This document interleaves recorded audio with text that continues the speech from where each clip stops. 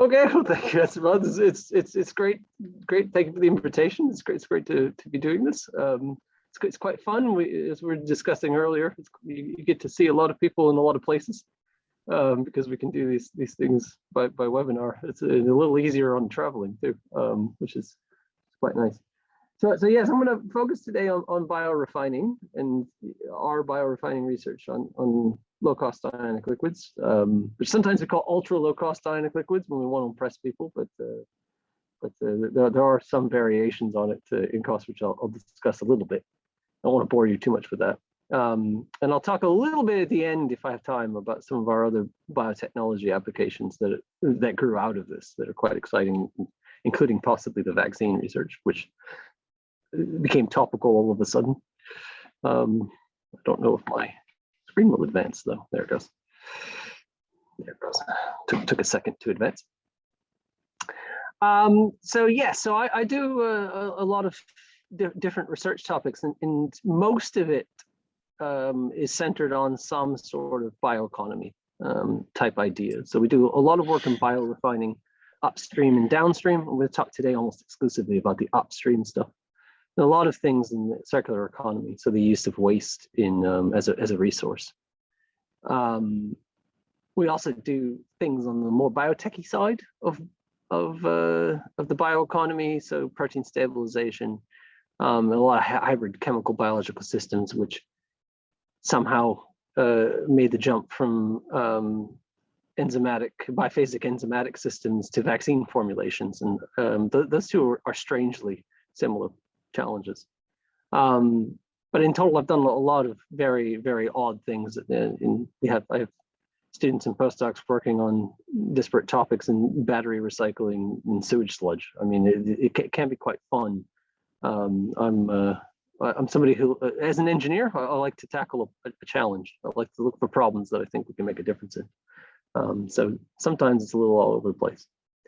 But today we'll talk about the biorefinery, and I like starting with motivation. I always like starting with motivation, and I am a firm believer that regardless of your own personal area of expertise or research, I mean, society should do what was most sensible. And I think there are a lot of ways of making renewable electricity, including from biomass.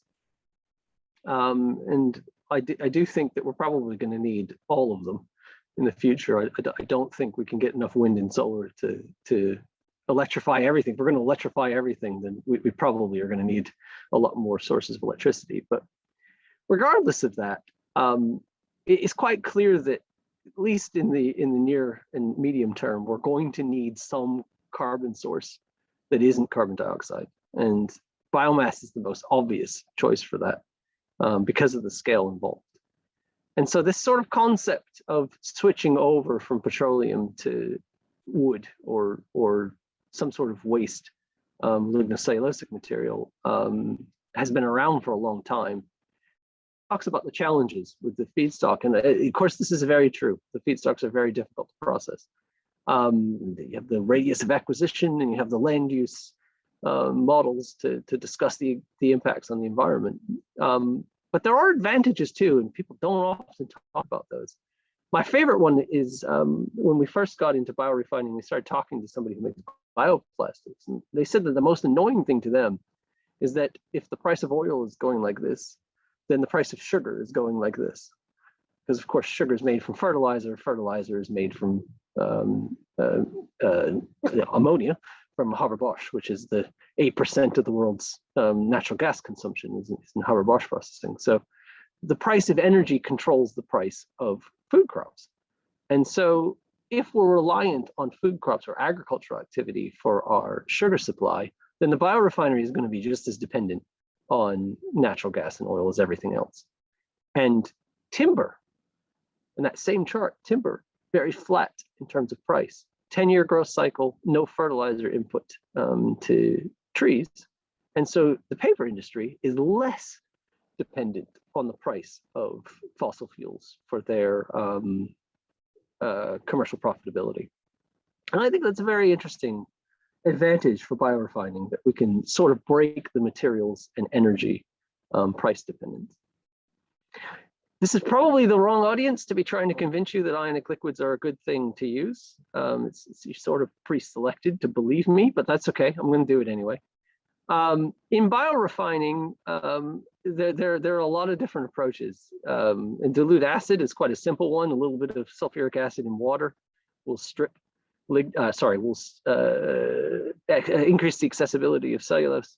Ammonia fiber expansion is a quite reasonable way of, or steam explosion, it's quite reasonable way of altering the morphology of biomass. Organosolv pulping using organic solvents, moderately established and briefly commercial, and may soon be a commercial again. Process that involves delignification. So there are a lot of different ways of increasing the activity of enzymes on cellulose to produce glucose, to turn into sort of bio-based materials and chemicals. The reason that I like ionic liquids for this, actually, as a former organosolv researcher, is that they give the highest activity. And our friends at the US Department of Energy have done studies on 6 different pretreatments. I've shown the graph in the lower right. They've done, last I saw, 38 different feedstocks, and the ionic liquid that they used gave the highest sugar yield 38 out of 38 times. So it worked the best every single time. Problem with ionic liquids is they cost a lot. And as I was chatting before we started, it's about 2 orders of magnitude higher than any organic solvent, and that is quite painful. I remember when BASF, after enough arm twisting, said that it is theoretically possible that they could make IMIM acetate for 20 euros a kilo. And I looked at it and I was like, I mean, that's absolutely insane, right? Most organic solvents are less than €1 a kilo. So 20 euros a kilo is not a process solvent. That is still a specialty material. And as a point of reference, if your solvent is 20 or 30 or 40 euros a kilo, and your product is sugar, which is 20 or 30 cents a kilo, you really are in a lot of trouble. The economics there are stacked against you horrendously. And I did get into a bit of trouble about 10 years ago for doing a calculation that if you ran a biorefinery with IMIM acetate, you would have to recycle 99.97% of your solvent to make a profit or to break even if you had 0 OPEX and CAPEX in the entire process. It's just the ratio of the solvent cost to the product cost is just extremely high. So we needed a better option. And I'm not the brightest person in the world, but I did do a PhD in phase transfer catalysis, which is a bunch of organic salts that aren't necessarily liquids. And I said, well, there are plenty of organic salts out there. So why don't we start looking at ionic liquids from the point of view of cost rather than necessarily their ability to dissolve cellulose. And as I'll explain in a moment, that necessitated sort of redesigning the biomass processing. But you know, if you have this sort of infinite array of solvents and 10 to the 60th and more ionic liquids than atoms in the universe, type of space to play with, there are a lot of parameters you can optimize for. It doesn't always have to be about a specific performance. It could also be about cost. And so you have to be logical about what you're doing. Of course, Robin Rogers in 2002 showed that you could dissolve cellulose in ionic liquids, which was extremely exciting. I was a PhD student at the time, working a little bit in biorefining, but not at all with ionic liquids. And I said, this is awesome. You know, the other solvents that dissolve cellulose are things like liquid ammonia. I mean, this is really good, right? I mean, this is not an easy thing to do. So that was quite a powerful motivation to try and make an ionic liquid-based process work. The concept there is that you want to dissolve or decrystallize at least the cellulose, which as I said is quite a big challenge.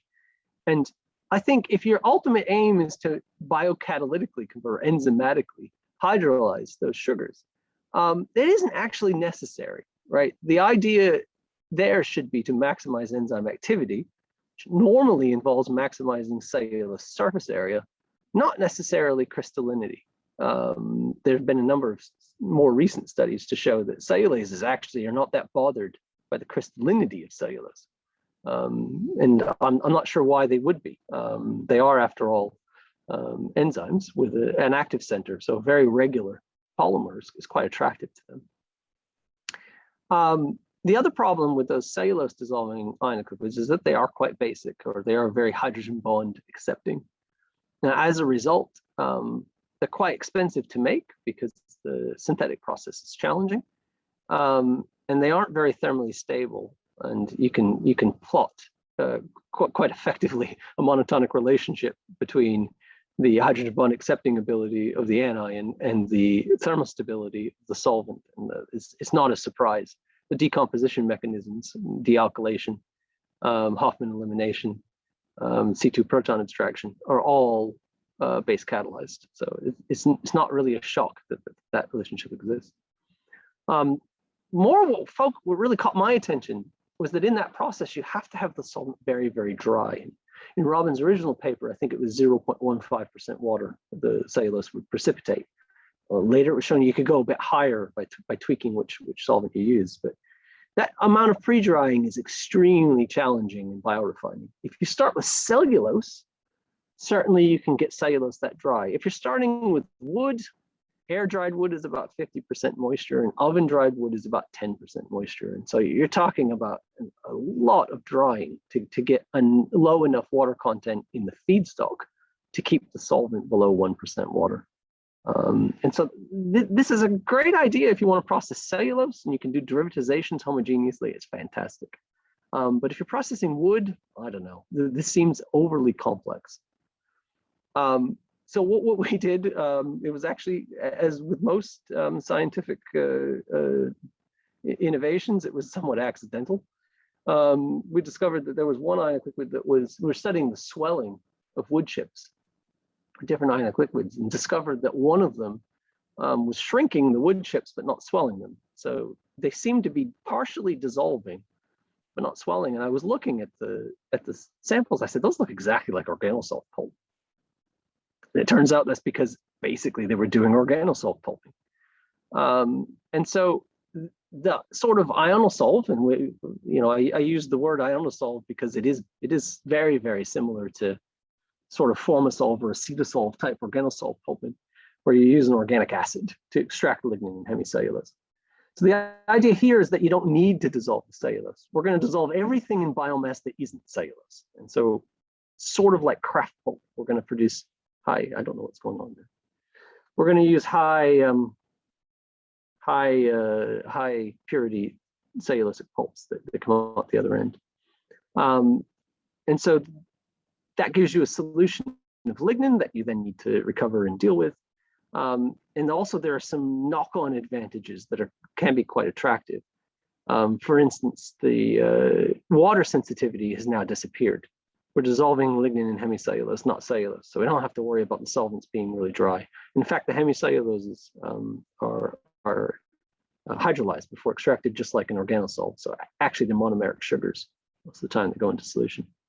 You can use basically any amine you want now because you don't have to worry about the dissolution. So you could use anything. You could use bio-based ones like choline if that strikes your fancy.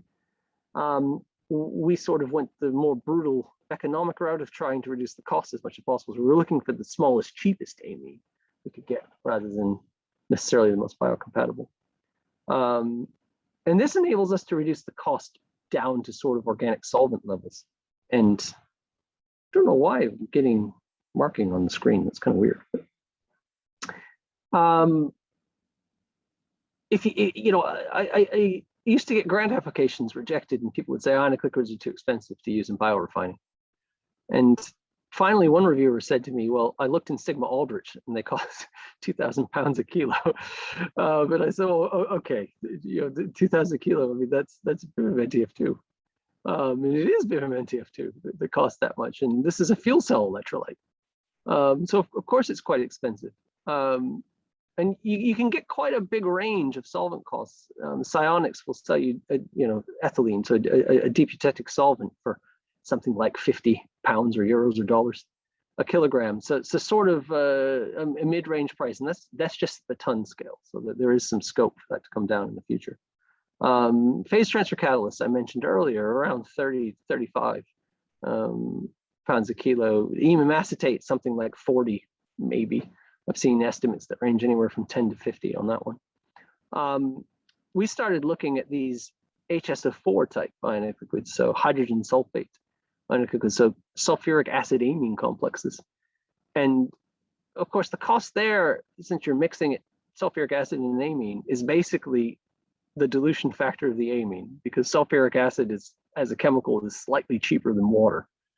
And you can start to see, if you preserve the imidazolium ring, the cost is around 2 a kilo, and that's roughly the same as DMSO, which is about 250.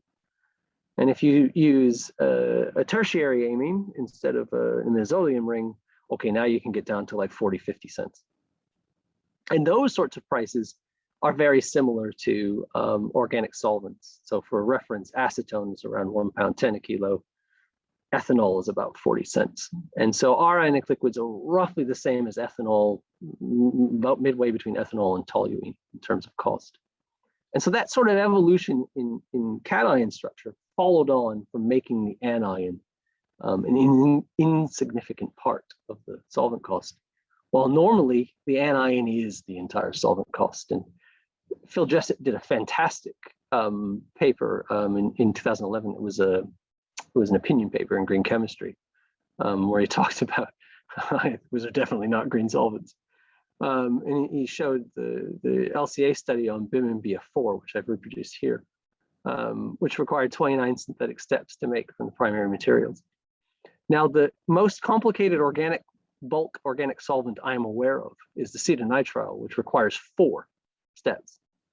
And ionic liquids range from about 25 to about 35. So BIM and NTF2 is 34 synthetic steps to make. I mean, this is crazy, right? This is the reason. And you can see on the right-hand side, the HF is a key intermediate in this. So not only is it quite challenging and expensive, it's also environmentally and hazardous and dangerous. And this leads to a lot of waste also. So, there's going to be inherently a very high environmental footprint in the inventory of the solvent that's independent of its use. What we did was we said, okay, well, what about the sulfuric acid-based solvents? And it's 6 synthetic steps instead of 30, which is a big step forward. And half of those are to make sulfuric acid, which if you have a power plant anywhere in the vicinity, they'll give you all the sulfuric acid you want for free. It's the byproduct of stat gas scrubbing. It's the most produced chemical in the world, as a matter of fact, sulfuric acid. So this is how you get that cost down from sort of that hundreds or thousands a kilo to, sort of $1 a kilo, or 50 cents a kilo, or 20 cents a kilo. This was the big innovation. And we published a paper a couple of years ago. I don't know if the reference is on there. I think it got cut off, but in 2020 in Green Chemistry, we showed that not only is the cost lower, but actually the environmental impact is lower.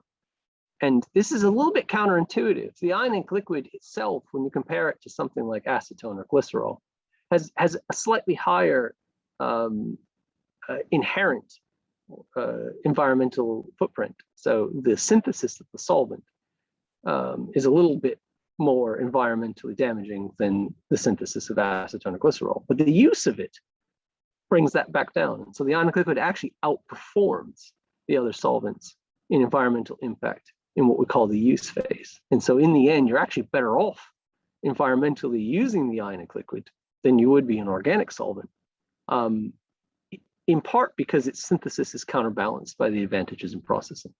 And so, actually they are green solvents, at least under the right circumstances. So does this sort of biorefining concept actually do anything? And the answer is definitely yes. I've shown some pictures at the top of our ionosolved cellulose and at the bottom of our lignin solutions and our recycled solvent. There are a lot of very interesting outcomes of this, and I could spend this entire seminar talking about data from this, but I figured instead I'd just sort of give you the highlights. If you're careful about how you do the processing, you can get quite high glucan recovery. So this is the cellulose component mostly in biomass, around 96%. And this is fairly independent of biomass. It could be as low as 90 and as high as 100, actually. I saw a paper actually earlier this week where somebody got 100% with our solvent on pine wood. So that was quite good. The highest sugar yields, so this is the glucose release during enzymatic scarification, is fairly independent of feedstock. We generally get between 90 and 100% glucose yield, regardless of what feedstock goes in. This can be a big advantage in processing. You no longer have to do an adaptation, whether you have an agricultural residue or a straw or a grass or a softwood or a hardwood. You can get roughly the same performance no matter what your feedstock is, which is quite important for a year-round biorefinery. The fermentation rate, I haven't showed the data because it's very boring, but it is identical to food-grade glucose. We did 6 different tests on that. So things like ethanol and succinic acid and lactic acid, and could not tell the difference between the two. In fact, in some cases, the ionic liquid hydrolysate was slightly better in fermentation than the food-grade glucose, which I suspect is because the ionic liquid, any residual ionic liquid would be a nice nitrogen source. And so, you know, we probably had a little bit of a booster involved. You see that a lot with choline ionic liquids, especially. They enhance fermentation because the ionic liquid is food. It's a co-fermenter. At one point, we've actually gotten cellulose pulps that were 95 to 96% pure cellulose. And for reference, that is slightly purer than cotton. And so you can get very, very highly pure cellulose. I've shown, as I said, some pictures at the top of the highly pure cellulose that you can get out, depending on how you do the process.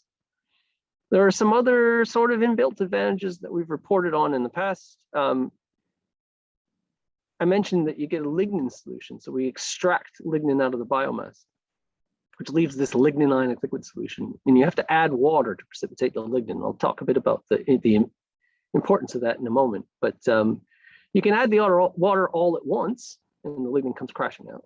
Or you can add the water a little bit at a time, and then the lignin precipitates basically by molecular weight. And so you can fractionate the lignin according to molecular weight as part of the recovery. Normally, with craft lignin, that has to be done by redissolving it in a series and then anti-solvent precipitating it with a series of organic solvents, whereas we can just do it by adding the water a little bit at a time. There's very high thermal stability of this solvent, and in fact, in the middle right, you can see a graph of the process performance, the scarification as a function of process temperature, and the peak is almost exactly at the same height in each case. So this was a slightly off optimum. We were aiming for about 75 to 80%, so we could see the differences.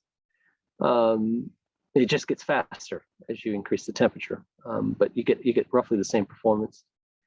The solvent doesn't decompose until 330 degrees, at which point the amine boils out of the sulfuric acid. Actually, the amine is still intact. It doesn't actually degrade, but you would lose it. Very high ionic liquid recovery, roughly quantitative, as far as we can tell.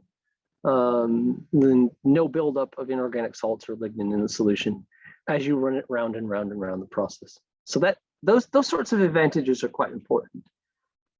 But hardly not quite unique. All of them. The lignin precipitation is probably the only one that is only seen with our ionic liquids. And you know, it's a lignin extraction process. If you lower the temperature, you can slow it down and sort of unpick what's happening. This data is taken at 120 degrees so that we could understand it a little bit better. The commercial process takes place at 140 degrees. So it's quite a bit faster. Instead of 4 or 5 hours, it takes about 20 minutes. And again, in the lower left, you can see the effective temperature. And in the upper right, you can see that most of the pulp quality indicators maximize around the point where the maximum delignification occurs.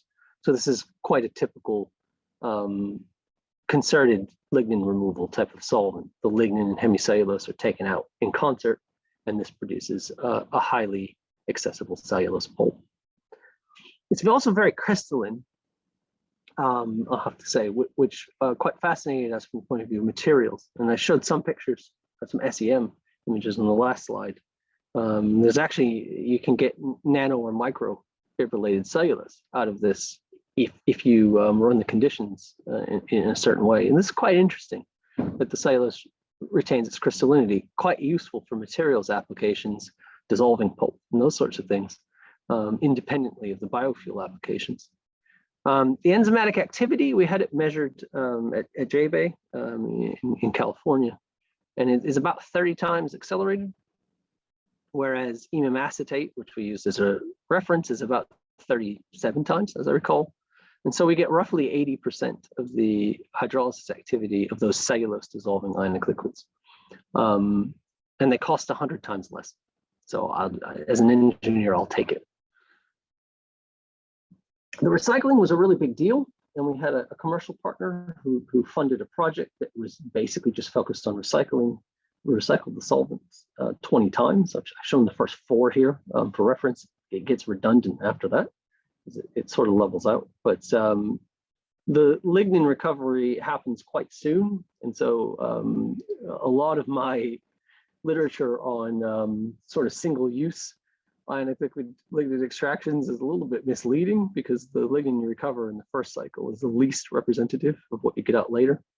You have to run it through the process the solvent through about 3 times before the lignin recovery levels off at 100%.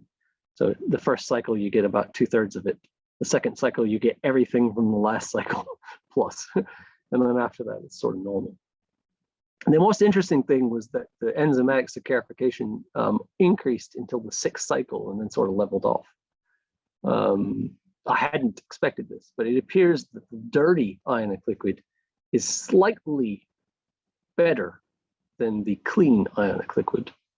And some of this is due to intricacies in the lignin chemistry that we haven't quite unpicked, but some of this is due to the presence of sugar degradation products like HMF that act as carbocation scavengers inside the solvent and stop lignin condensation. So it's quite an interesting chemical process also, but since I'm a chemical engineer, I sort of stick to the higher level things.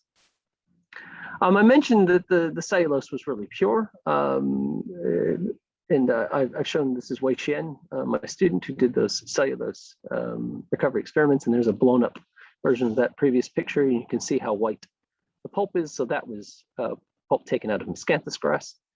And you can see on the bottom the compositional analysis of those pulps from the fresh and the recycled ionic liquid being quite similar.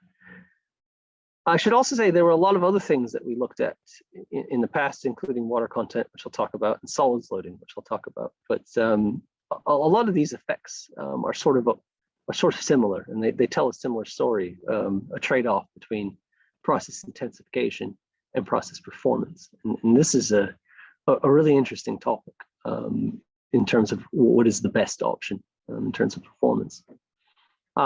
Here's some of those SEM images that I had mentioned, and you can see sort of that pretty nanocrystalline cellulose blown up in the micrographs, about 30 nanometer nanocrystals. It turns out that they're actually nanocrystal fibers, which I was quite surprised by.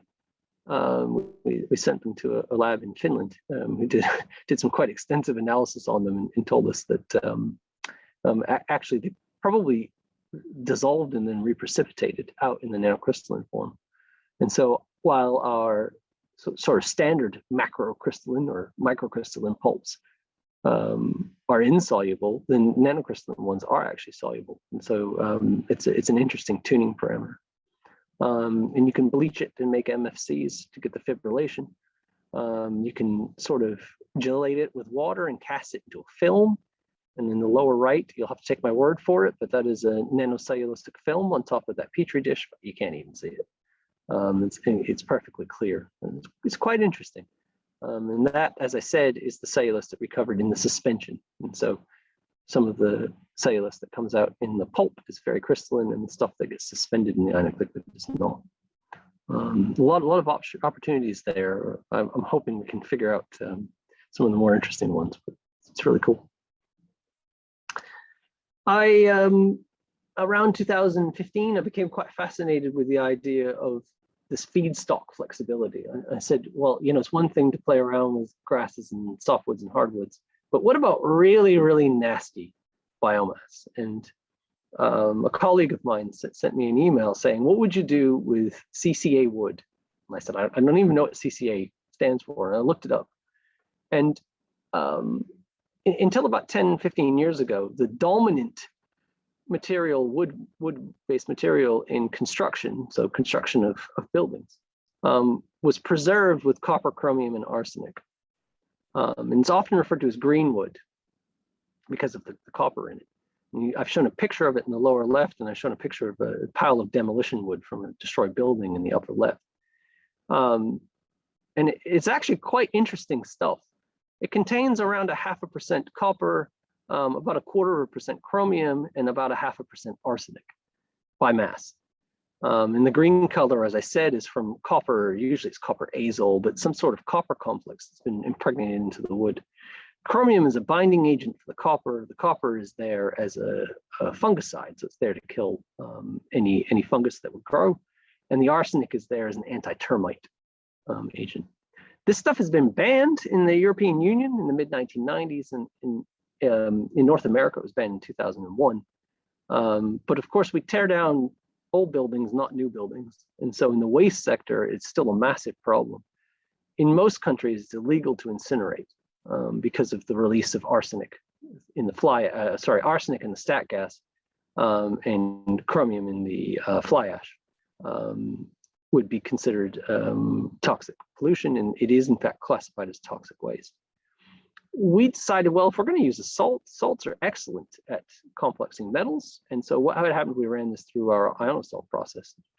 Well, quite fortunately, the copper, chromium, and arsenic were all complexed into the solvent. We have very high metal removal, and you can electroplate them right back out at the end. And I've shown a picture there in the middle of copper that we recovered from waste wood after processing quite a bit of wood there.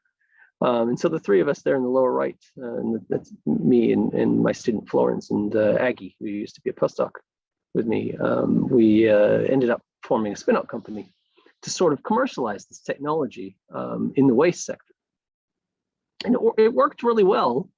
And you can see the graph in the upper left, the copper extraction is pretty much quantitative, and it holds up pretty much across the 6 cycles where we did the electrochemistry. The arsenic extraction is also very high and very consistent, where the glucose yields are very high, and similar to virgin wood, they increase as the solvent gets conditioned.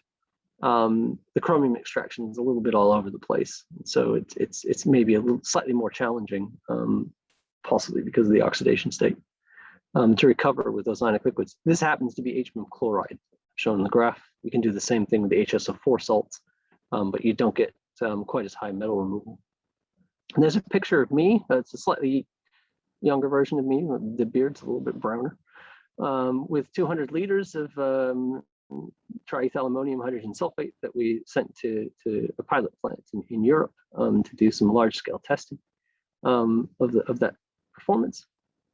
And we see the reactor. We have a 3-liter volume continuous flow ionic liquid synthesis reactor in my laboratory that we used to make the solvent. It still did take a while though. It's very, very slow. But that performance in the metal extraction was extraordinary, and it opens up quite a range of possibilities for processing contaminated waste. And so Ida did a PhD project looking at how much metal you could take out if you really stuffed it full of wood. And she looked at post-consumer waste wood. So this is waste wood literally diverted from landfill. So we went to the landfill and we said, okay, what wood are you going to bury? And we took it to our labs and we ran it through the process.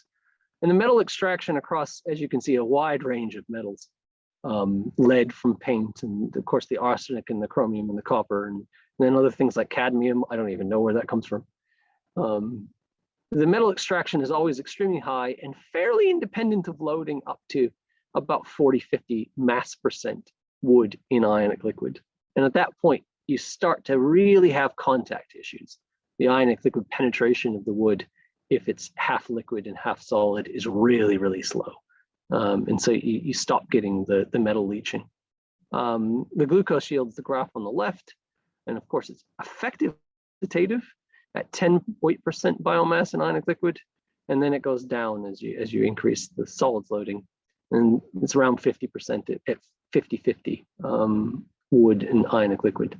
And so there is sort of a trade-off there in terms of, as I said earlier, intensification in performance. If you want to run with a lot less solvent, you're going to have to compromise in terms of sugar yield, at least in an unstirred reactor. So there's a mass transport issue involved.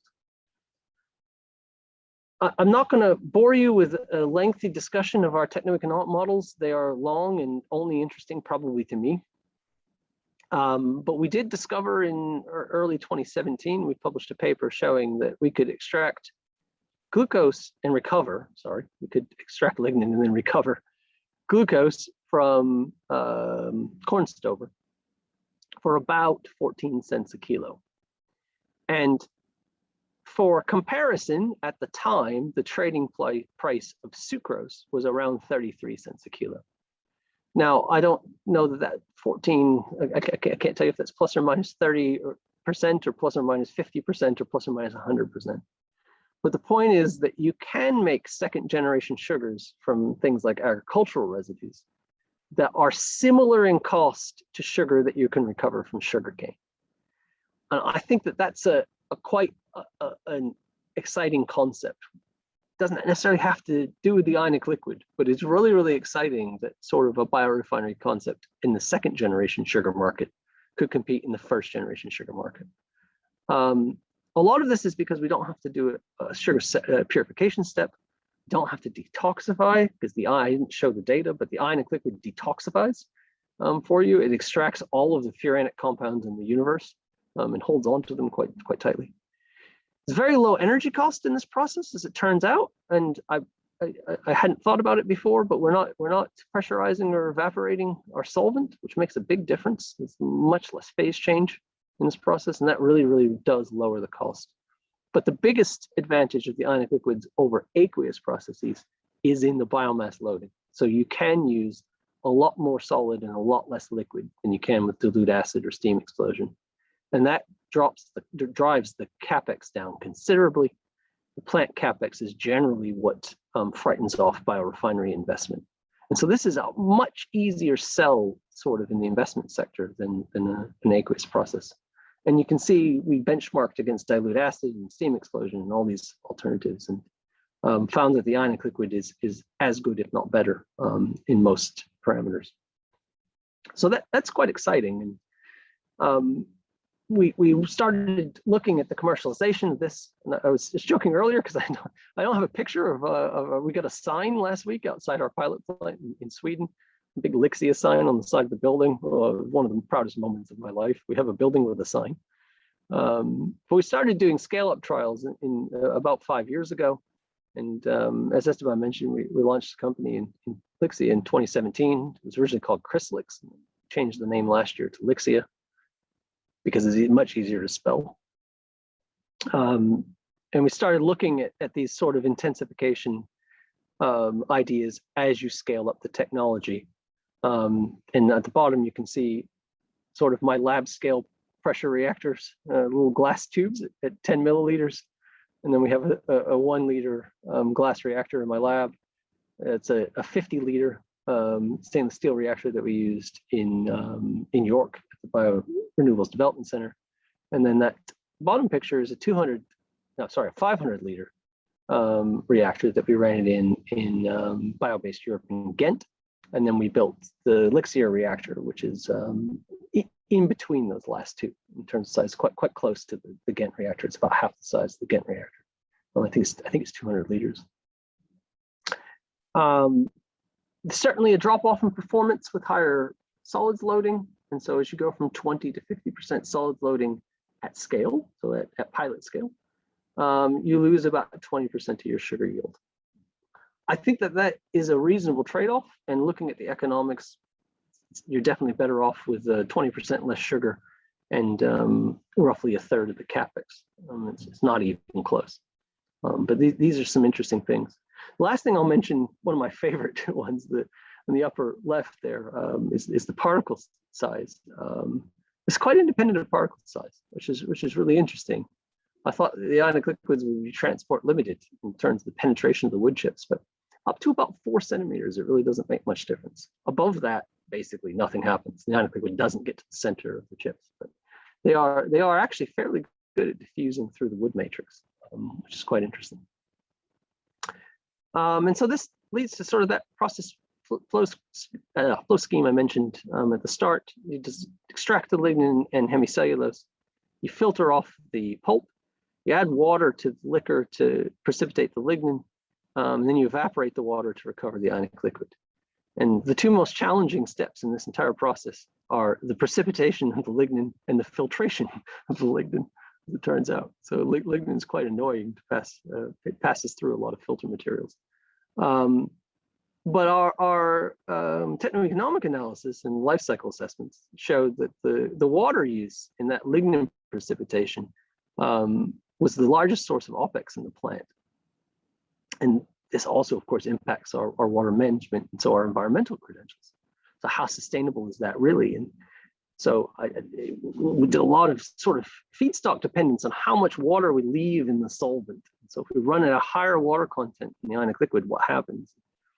Interestingly, it's very feedstock dependent. So some things like softwood or treated softwood, so treated timber is basically copper impregnated softwood, are very sensitive to water content, whereas other things like grasses and agricultural residues and even post-consumer waste wood, which is hardwood, are fairly insensitive to water content, up to about 50% water in the ionic liquid, so 50-50 ionic liquid water. This has a really big impact in terms of the energy usage, and so you can see sort of how much energy, and we were able to use this concept to reduce the energy, the water, and therefore the evaporation energy for water removal by a factor of 6. And that was a really big step forward in terms of our sustainability credentials. I wish I had known that when we did the first techno-economic model.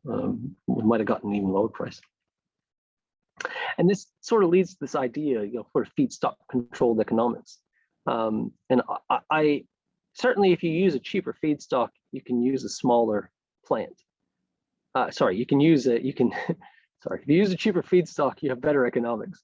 But one knock-on effect of that is that you can build a smaller plant and still be profitable. And actually, while virgin wood plants, you probably are in the 100,000 to million tons per year of wood. With a waste wood plant, you could easily get away with 20,000 tons a year with excellent margins because the feedstock price is so low. I'm going to stop there with the biorefining. I'm going to spend a interesting side story. We were quite interested in how you stabilize enzymes to work in these systems. So how do we get the cellulase to be more tolerant to the ionic liquid? And what we did was a surface modification on a bunch of cellulase enzymes, which stabilized them both thermally and towards solvents. And this was really, really interesting. We were able to increase the thermal stability of most enzymes by about 100 degrees. So instead of denaturing around 50 degrees, they would denature more like 150 degrees. And one of the knock-on effects of that surface modification was that we could dissolve them in ionic liquids. And I've shown a picture on the right there. And the tube on the left is the unmodified enzyme mixed with ionic liquid in a 50-50 or 1-to-1 mass ratio. And the picture on the right is the enzyme dissolved in the ionic liquid at 50 weight percent. And the surface modification basically prevents the proteins from aggregating, and the ionic liquid stops the proteins from unfolding. And so you get really high thermal stability, even in the almost total absence of water. So those solutions are at 0.2% water. And so we applied this to glucosidase and did a quite fun, after all of these years of dissolving lignin and not cellulose, we finally got to dissolve some cellulose. And so we dissolved cellulose in an ionic liquid and dissolved our modified enzymes in the ionic liquid and ran a homogeneous enzymatic hydrolysis. And the cellulose will turn to glucose in about an hour under those conditions. So it is incredibly rapid. The rate is increased by orders of magnitude which is really, really exciting because you can run an enzymatic hydrolysis at 130 degrees. And so it's really, really, really fast. The only problem is I have no idea how to get the glucose out of the ionic liquid. So it is I think probably an unsolvable separations challenge, but it was a really fun study. And you know, certainly conceptually, you can see how this would impact biorefining, in that instead of using sort of 3 enzymes in your cocktail, you know, the endocellulase, the exocellulase, and the beta-glucosidase, you could run the entire plant with just 1 enzyme. You could just use the beta-glucosidase, 1 enzyme to chew the entire cellulose polymer down to monomer. A much simpler process on the front end, but much more complicated on the back end. So there's still some challenges to be overcome. We have applied this concept in a lot of areas, and so we've made loads of protein-based materials. I've shown some pictures of we stabilized a virus. This was M13. It was done in Angela Belcher's lab at MIT. We surface modified a virus with 30,000 proteins in it, and it was stable to over 200 degrees Celsius. Absolutely incredible thermostability of these systems. And you can make gels, and you can do all sorts of things, and you can study the interactions between the ionic liquids and in the proteins. And whoops, oh my word. You know, last slide, and I hit the wrong button.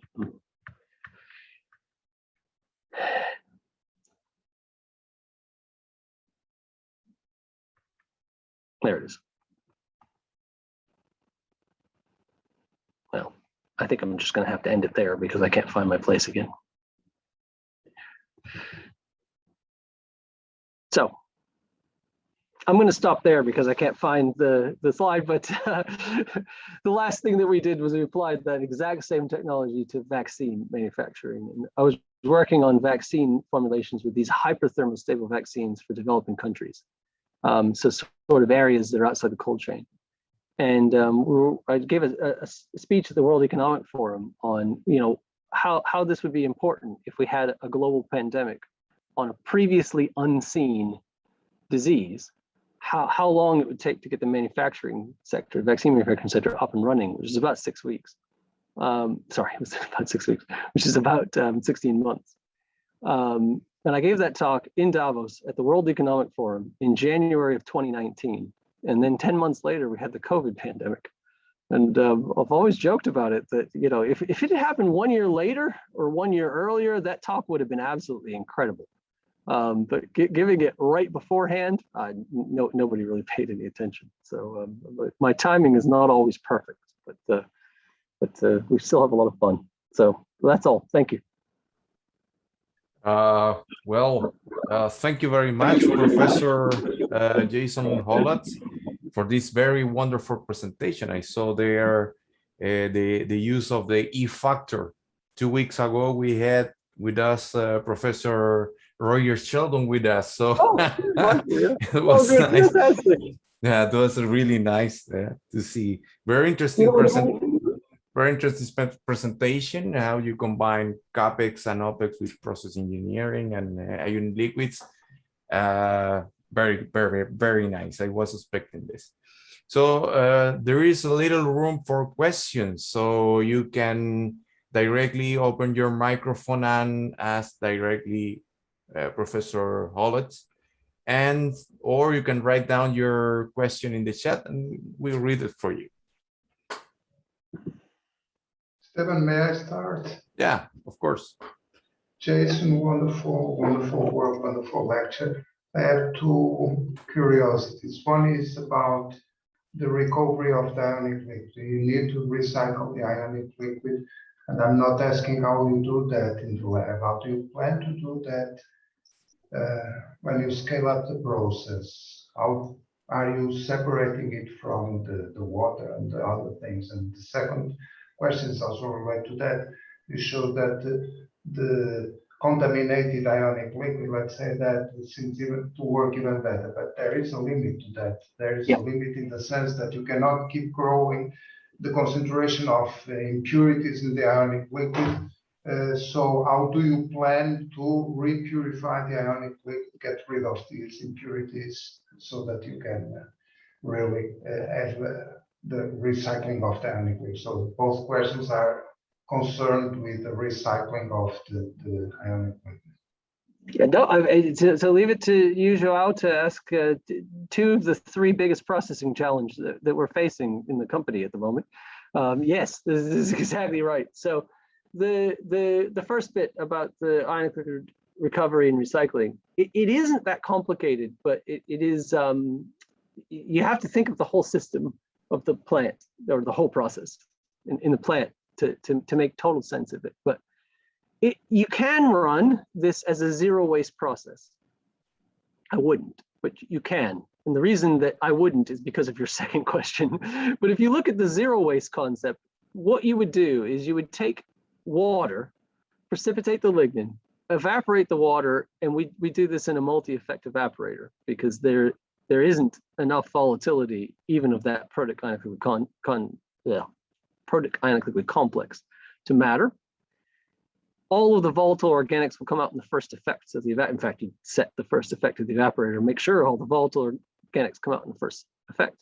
And this is quite similar to how craft liquor is recovered. So actually it is an adaptation of an existing industrial concept in this very field. You need to get the volatile organics away from the rest of the ecosystem. And that actually just ask a small thing here. What is the water content, the maximum water content, so that your ionic liquid may work? So the ionic liquid, this multiple effect evaporator, you are decreasing the concentration of water to which level? So we generally run between 20 and 30% water. And above 30% water, the process performance starts to decrease a bit. There isn't much restriction on the low end. If you go below 10% water, the cellulose will start to degrade. But between 20 and 30 is very insensitive to water content. So that's usually where we run.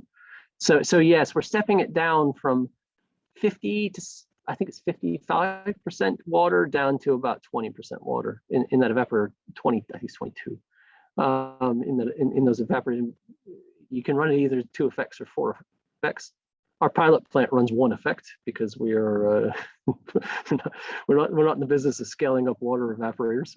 But in the commercial plant, I think it will run 4 effects. But the reason that this is important is because the water in the plant, you can drive down the amount of water in the solvent during the extraction, or you can drive down the amount of water needed in the lignin precipitation. But you still have to get the ionic liquid away from the cellulose. And so in order to do that, you have to wash the pulp. You also probably need to wash the lignin before you send it to the boiler.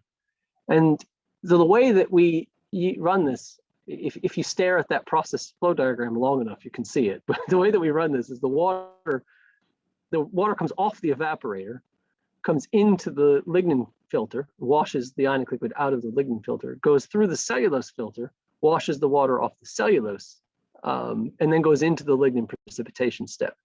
And so, oh, sorry, I did that right. The cellulose filter, then the lignin filter, then the lignin precipitation step.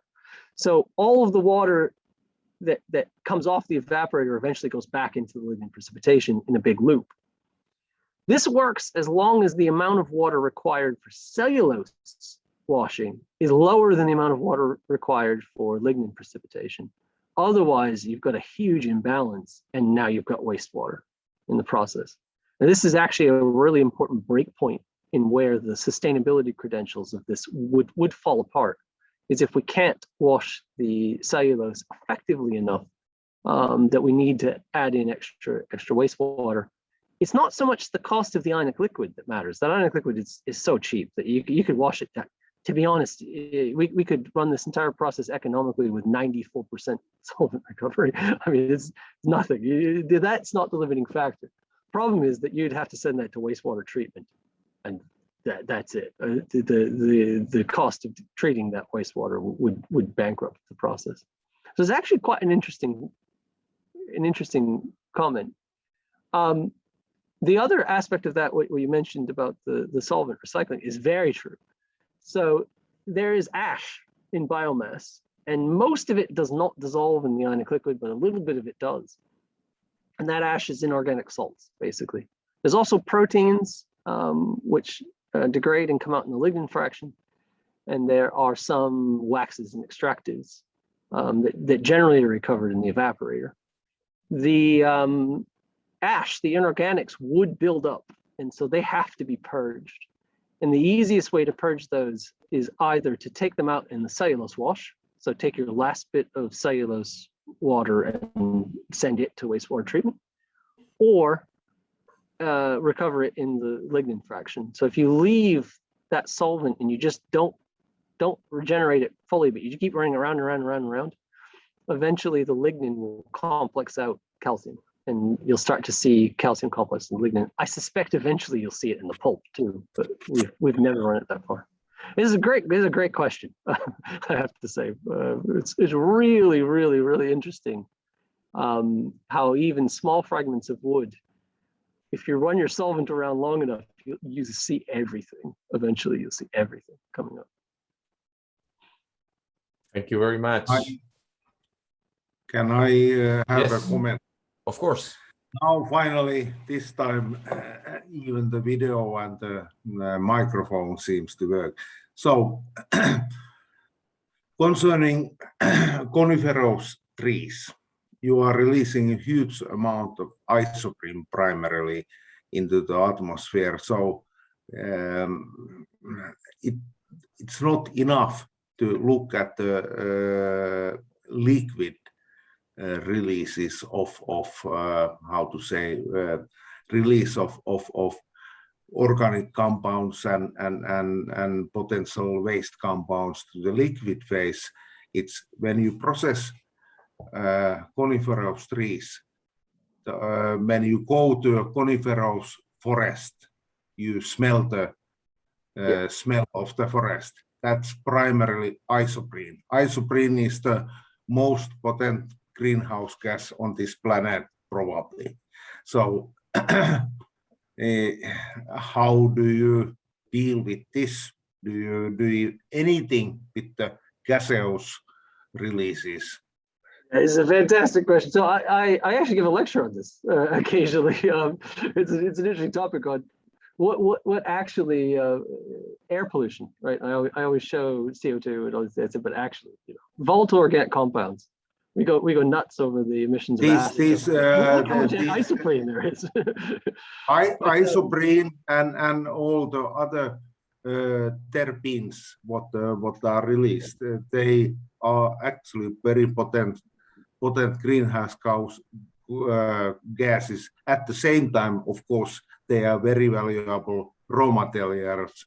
For instance, for let's say perfumery and fine chemical and medicinal industry. But this is an issue when you process biomass from coniferous trees and do not take into account anything released to the atmosphere. This is potentially greenhouse gas source. No, it's a fair comment. In our pilot plant, we are not running our condenser sufficiently to condense isoprene. So yes, this is an issue. We are venting the gas off the reactor and condensing that gas to as much for analytical purposes as anything, so to figure out exactly what's in there, looking for things like amines and decomposition products from the ionic liquid. But sorry to interrupt. So thinking about the process economy, so to condense these terpenes would most probably create more revenue than anything else because they are so expensive raw materials for making much more expensive chemicals. No, I think you're right, but it's one of those things. It's like vanillin, right? The first plant, I agree with you. You can make a lot of money off of that. The fifth plant, I don't know. We're going to flood the world market before too long. But yes, look at the price per kilogram. It is. You can be the next De L'Oreal or whatever. Okay. I'll take it. Thank you. Thank you very much. I think it's been a very wonderful presentation, Professor Jason. Thank you very much again for coming. I don't know if you have some so to say last word for the community working on ionic liquids. No, I think the only thing I would say is that when I started in this field, I mean, it was known that ionic liquids were too expensive to use as process solvents, and it was well known that you could never build a large-scale process on an ionic liquid. It's not true. So you have to, those preconceptions have to be challenged. And if you dig down to the root of where these things come from, you can always find a solution. This is one example, but it's certainly not the deep eutectic solvents are another great example, right? You can challenge a lot of these sort of ideas of what an ionic liquid is if you try hard enough. I don't know. There you go. Some philosophy from me.